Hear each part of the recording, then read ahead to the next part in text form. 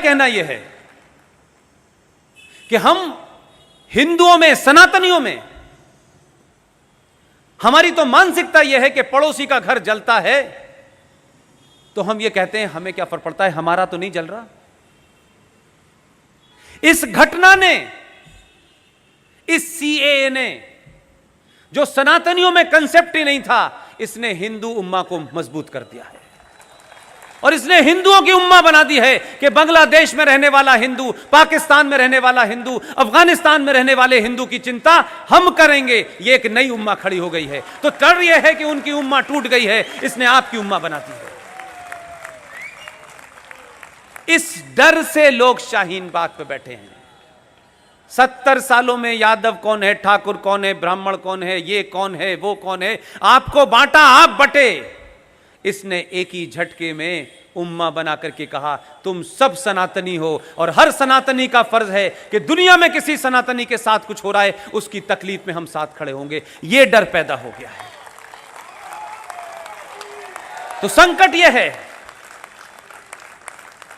इसलिए यह आपने जो लिखा है, राष्ट्र की दिशा किस ओर, राष्ट्र ने अपनी दिशा बता दी,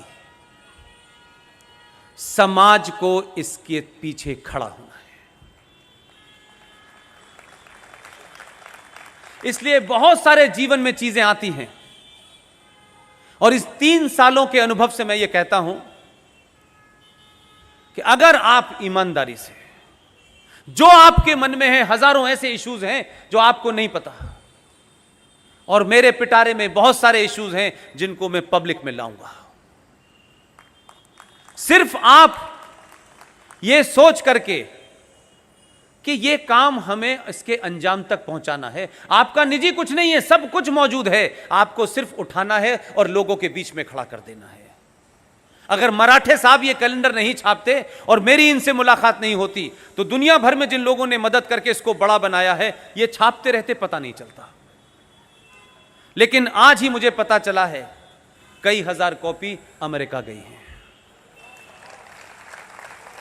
इसलिए बात छोटी सी है, अगर आपके घर पे किंगफिशर का कैलेंडर नहीं हटेगा तो ये वाला नहीं लगेगा। अब तो वो बेचारा अपना अपने कैलेंडर बना हुआ है। आप इस कैलेंडर को जरूर लें, अपने बच्चों को समझाएं ये हिंदू कैलेंडर नहीं है, ये कोई पूजा पद्धति पे नहीं है, ये प्लैनेट्स के मूवमेंट के ऊपर है।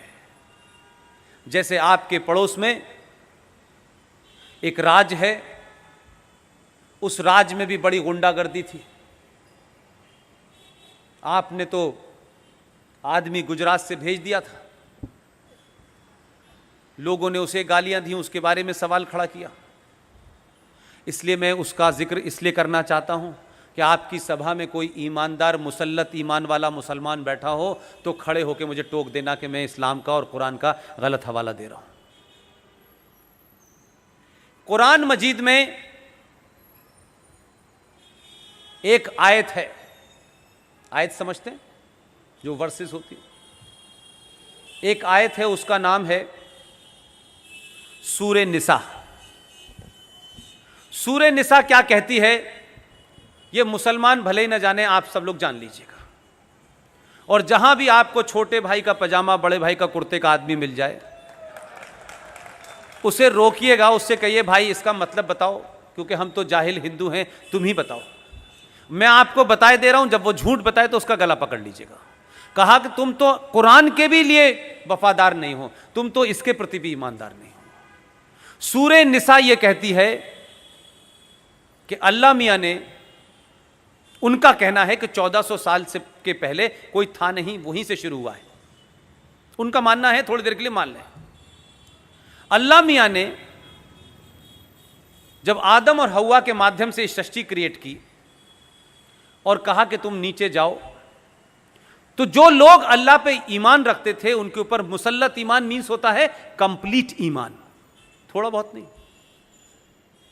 उन्होंने कहा कि जो लोग मेरे ऊपर ईमान लाए हैं, जो मुझ पे यकीन करते हैं, जो मेरे बताए रास्ते पे चलते हैं, मैं तुम्हें इस दुनिया में, इस सृष्टि में, जमीन पे भेज रहा हूं, तुम जाओ, तुम्हारे लिए सब कुछ मैंने दिया है, तुम्हारे रहने खाने पीने का सबका इंतजाम किया है, लेकिन मैंने तुम्हें कुछ शर्तें की हैं कि तुम उन बताए रास्तों से मत हटना, तुम्हें ये करना है, ये नहीं करना है।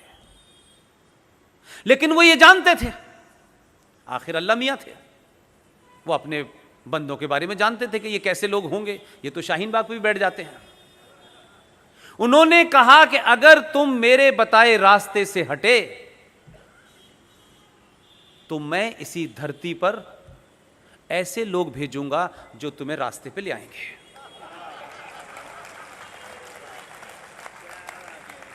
उस सूरह निसा में यह नहीं लिखा हुआ है कि मैं आरिफ भाई को भेजूंगा, रफीक भाई को भेजूंगा। उन्होंने न नाम बताया, न शक्ल सूरत बताई। उन्होंने यह भी नहीं कहा कि वो आदि आस्तीन का कुर्ता पहनेगा। उन्होंने भेजा है। और जो बार बार सुबह से लेकर शाम तक कहते हैं रब्बुल आलमीन, इसका मतलब जानते हैं आप लोग? नहीं जानते। ये जो सृष्टि है, जो ब्रह्मांड है, जो यूनिवर्स है, इसे कोई ईश्वरी शक्ति चला रही है।